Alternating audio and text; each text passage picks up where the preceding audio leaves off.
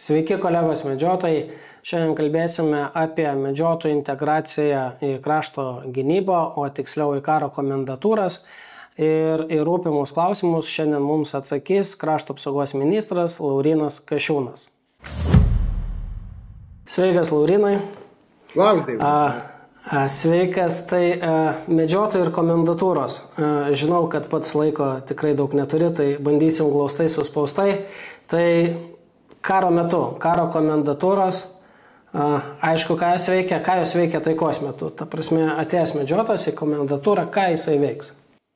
Tai pirmiausia prasidėtų laipsniškas karinis rengimas, tam tikro lygmens, pagal mūsų teisės aktus, komendantinis karinis rengimas, pavadinkim jį taip, vyktų iki 10 dienų per metus. Žmogui galiotų tos pačios socialinės garantijos, kurios ir galioja, kai kviečiam į aktyvaus rezervo pratybas. Iš esmės jos yra sulygintos. Įdomu tai, kad 9 metus atitarnavus komendantūroje, tu tampi parengtuoju rezervu. Taip tariant, tu įgyji karinį parengtumą. Aišku, prieš tai dar yra šiek tiek tokia sveikatos patikra, pagal tokį galbūt labiau Šaulių sąjungos standartą, supaprastinta.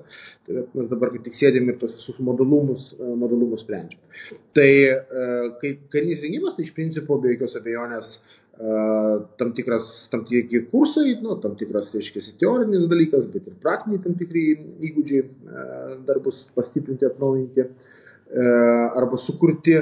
Ir tada jau be abejo pagal savo gyvenamąją vietą karo komplektavimo tarnybos tampa karo komplektavimo ir karo komendantūrų tarnybomis, bus žmonės vietos, matyt galbūt dabartiniai komendantų pavaduotojai, kariai, kurie sakykime taip, nuolat palaikys ryšį su vietoje esančiais į komendantūrą susirašiusiais žmonėmis, tame tarpe ir medžiotojai.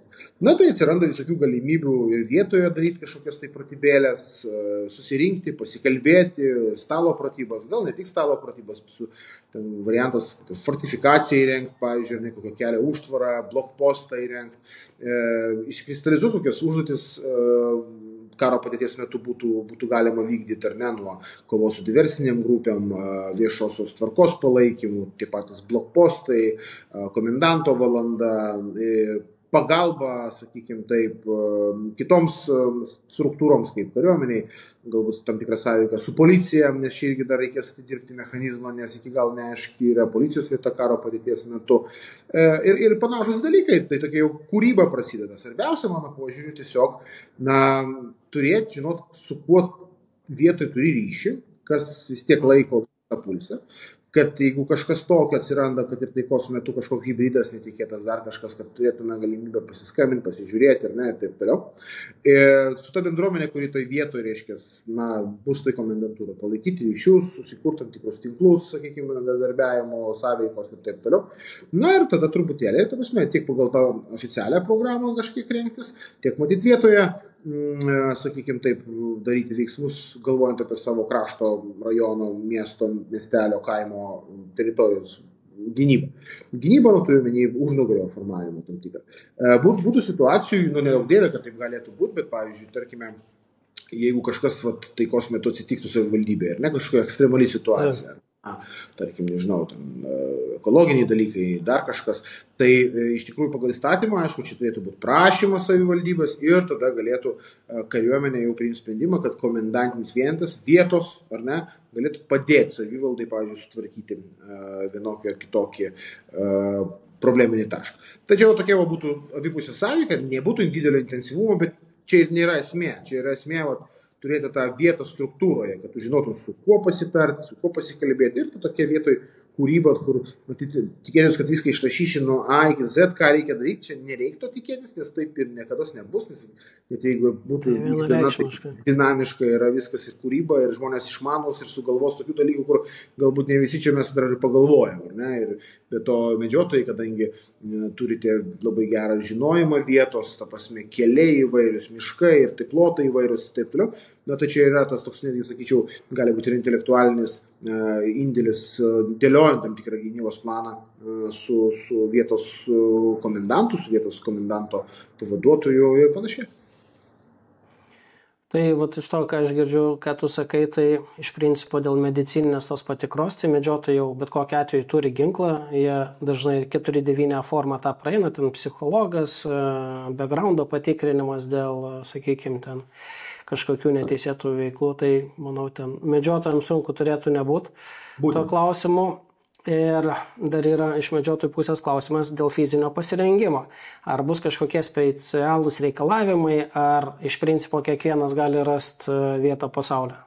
Na, jeigu tas sveikatos kriterijų praeini, tai tiesiog iš esmės, matyt, bus sudėliota laikė tam tikras karinio rengimo etapiškumas. Reikia truputėlį vieną dalyką suvokti. Problema yra krūvis kariuomenė, nes kariuomenė užsiims to karinio rengimo. Net ir komendanto, reiškia, komendantinių, kurios nėra intensyvumo. Mes dabar dėliojam planą, kaip pradėti tą karinio rengimo. Tai, pavyzdžiui, jau spalio pradžioje yra idėja jau pradėti pirmam kokiam 100, apie 70 komendantų į komendantūras užsirašysių žmonių, pirmus kursus padaryti. Kas norės, čia ne visi tuo metu galės, matyti iš to kelių tūkstančių, kurie susirinks, 70 susirinksim ir tada bus galima jau pradėti tam tikrą rengimą. Bet tas rengimo laipsniškumas ir mastai, jie negali būti, kad tu iškart pakviestum 5000, ne iš karto. Net tai suprantama faktas. Tai bus sudarytas tvarkaraštis, planas metam į priekį ir nes ne visi komendantūros susirašė ginkluoti žmonės, ne tik medžiotojai, yra ir civilinės gynybos žmonių, kurie norės tenais daugiau specializuotis. Tai mes čia dronų kursus pasiūlysim komendantiniams žmonėms, pasiūlysim tokį pilietį pasipriešinimo, praktinį kursą, ne teorinį, bet praktinį. Nu, jau tiems žmonėms, kurie turi tą kovinį įgūdį labiau, tai jau yra tas, reikės luktelti karinio rengimo etapų ir savam sraute tame būti. Tai čia yra niuansas, kad kariuomenė vis tiek mes dabar ir šauktinius didinam, ir aktyvų rezervo rengimą didinam. Nu, krūvis didžiulis, tai jie, matyt, skaičiuoja pagal tai, kiek jie galės tą padaryti. Bet laipsniškai visi, svarbiausia, kad palaikyti ryšį vien su kitu, tiek regionuose, tiek nacionaliniu mastu ir judėti į priekį laipsniškai. Tai aš kaip suprantu, ta prasme, jeigu tu ten esi vyresnis žmogus ir negali bėgioti su kuprinė po mišką, tai tu gali kažkokias kitas funkcijas vykdyti, ten civilinės kažkokias kažkam padėti, gal medicina, gal kažkas maistas, senelį per kelią išvesti, pakrauti, evakuoti, kažką rasti. Absoliučiai. Čia ir yra visą tų procesų. Tai ir amžiaus cenzo, kaip suprantu, irgi visiškai jokio nėra. Nėra. Supratau. Dabar dėl tų pačių kovinių, sakykime, žmonių, tai komendatūrose, kaip suprantu, vis tiek bus ginklai ir yra klausimas, ar mūsų turimi medžiotojų ginklai, nes tai kalibras nėra NATO standarto, jie aplamai naudojami, ar turėt pasiryžimą, kad galbūt kariuomenė kažką išduos. Turėtų pratybose tikrai išduos, čia nėra klausimų apie tai. Vietoje, teoriškai dabar mes esam pajėgus, jeigu reikėtų aprūpinti komendantinius vienetus, tokį mastą, kokį dabar turim automatiniais ginklais. Gal ne pačiais naujausiais, bet mes tokį potencialą ir galimybės turim, galiu iš karto aiškiai pasakyti. Čia su savais ginklais yra niuansų, jau man atrodo esu kažkur minėjęs, kad dabar pagal įstatymus medžiotojas į pratybas, jeigu tai pakeistas, negalėtų atsinešti ginklo, nes jis gali eiti tik tai medžioklę su ginklu, ar ne? Tai čia pažiūrėsim, gal reikės paspręs kažkokiu tai būdu, bet žiūrėk, tai netiek svarbu, ta prasme, ateini, treniruojasi su valstybės išduotais ginklais, bet tu turi namuose, stiprėja įgūdį, sąveiką ir jeigu kas, turi šalia savęs tą ginklą. Tai čia, manau, toks, kaip čia pasakyti, vienas kitą papildančios galimybės. Aš dar bandau suprasti pats savo, nes aš esu Šaulių sąjungoje, bet užsirašiau į komendatūrą, ne? Vat galvoju, kaip man visą šitą veiklą su šeima suderinti, nes aš kaip suprantu, bus vis tiek paskirtas kažkoks tai laikotarpis, ten vos ne savaitę tu turi atiduoti komendatūrai, ten dalyvauti, būti daryti, ne? Ar tai bus kokiu konceptu, ar ten į mėnesį 3 dienos, ar savaitę paimta, va šitas irgi norėtų, kad biškai labiau būtų taip, kad aiškiau. bus iš karto tas laikotarpis, gal net ne 10 dienų, kokios 7 dienos tų treniruočių. Tai, ir tu įgyji tam tikrą, reiškia, įgūdį, atsinaujinį, susižiūri, ar ne teorinius dalykus. Tai yra daugiau toksai sumanimas, kad iš karto net reikėtų važinėti kas mėnesį, bet iš karto pasidarai ir jau eina kitas rautas. Nežinau kodėl, bet medžiotojų moterim irgi kilo klausimas, ar moteris gali dalyvauti. Aš nežinau kodėl, aš taip sugalvoju, kad jos negali, bet va yra klausimas. Džiaugiamės. Smagu. Karo atveju iš medžiotojų, kiek man žinoma, vis tiek bus ginklai surenkami. Nu, bent jau buvo pradžiai tokia kalba. Ne? Ir tai iškart užtikrinu, žiūrėkit, reikia paaiškinti šitą nuostatą įstatymą. Okay. Gali būti. Gali būti. Bet nėra jokios prievolės. Ta prasme, patikėkit, aš visai kitokią filosofinę prielaidą vadovaujusi, nes negu čia, ką tik taip pasižymėjo viešoje erdvėje kiti politikai, šiek tiek nuo manęs įkairė, kurie nori surinkti ir net taikos metu atimti. Ne. Kaip tik mintis yra tai, kad ginklo ir piliečių santykis turi būti stipresnis. Čia yra visa filosofija, tiek savo šeimos apsaugos, savo namų, savo nusavybės. Tik tokie žmonės gali ginti ir turi valią priešintis. Ta prasme, ir sociologiškai įrodyta, kad kuo daugiau žmogus turi kažkokį ryšį su ginklu, turi praktikos, užsiimim, to daugiau ir valios ginti savo valstybę, savo kraštą, savo miestą ir šeimą ir namus. Tai čia, ta prasme, vykim šalintas idėjas, ta prasme, aišku, gali būti kažkokios rekomendacijos pasakytos ar ne, artėjant tiks dienai, bet žinau, kad čia kažkokios surinkimo automatinio tikrai nėra, net ir pagal dabartinį teisinį reguliavimą. Kur yra niuansas, tai reikia suvokti, kad kariuomenė galvoja, kaip išvengti draugiškus ugnies. Na, tam prasme, diversantų visokių. Tai, kad kažkas atrodo šaudo iš kažkur tai, betgi mes tik iki galo nežinom, ar ne, kas ten šaudo. Va tai va čia, ta prasme, reikia tą išsispręsti, bet nebūtinai reikia paimti ginklus surinkti, o kaip tik sinchronizuoti. Ir komendantūros šitam ir yra puikiai platforma tą sąveiką pastiprinti. Nes yra niuansų, aš taip neslėpsiu, čia ne tik komendantiniam lygmenyje, ar net pilietinio pasipriešinimo, tarkim, pavyzdžiui, mes turime artimo nuotolio oro gynybos sistemas, mobilias tokias, ar ne, kurios yra be svetimas savos atpažinimo sistemų. Nu, tiesiog. Supratau. Ir žinai, ir tada sąjungininkai sako, mes šiandien neskrysim, jeigu čia šitos sistemos gal išbėgs. Nes galit patys nušauti. Jo, tai čia ta dilema reikia įsispręsti ir viskas, bet čia jokių būdų nėra jokio automatinio ginklų paėmimo. Čia noriu tą aiškiai pasakyti, jokio. Nėra. Nes buvo tokia kalba pačioje pradžioje. Gali. Ja. Tai va, jeigu bendruomenė išgirstų, čia būtų nuostabu. Tikrai, jokių būdų. Mačiau pats nesenai Ukrainoje lankėsi. Taip. Ten, kaip supratau, buvot apkasuose, gynybiniuose įtvirtinimuose.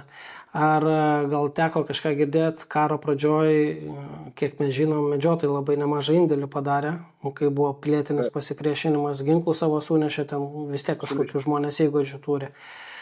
Tai iš tos pusės, aš noriu ir medžiotojus paraginti, kad nebijokit, ta prasme, eikit, dalyvaukit ir tikrai viskas bus gerai, niekas negimė mokėdamas ir visko reikia mokytis. Absoliučiai. Jeigu aš galėčiau Ukrainos tą patirtį, tai viena vertus, aišku, apžiūrėjom fortifikacijas, buvau prie Baltarusijos pasienio, ten aš žvilgtelėjau į tai, kaip atrodo, nes mes čia irgi dabar pradedam tos pirmus žingsnius dėl kontrmobilumo, visos tos lietuviškos gynybos linijos.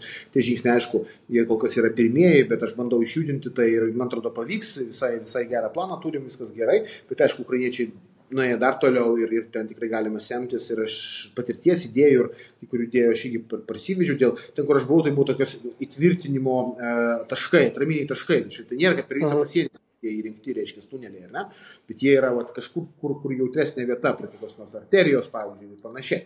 Turime į kelią ateinančių ir taip toliau. Tai čia tas sumanimas, tai čia idėjų atsivežim, bet pačio mintis dėl medžiotojų iš tikrųjų, ta prasme, kai jau daug kas buvo mobilizuotas rytuose, ar ne, Kijevo gynybai.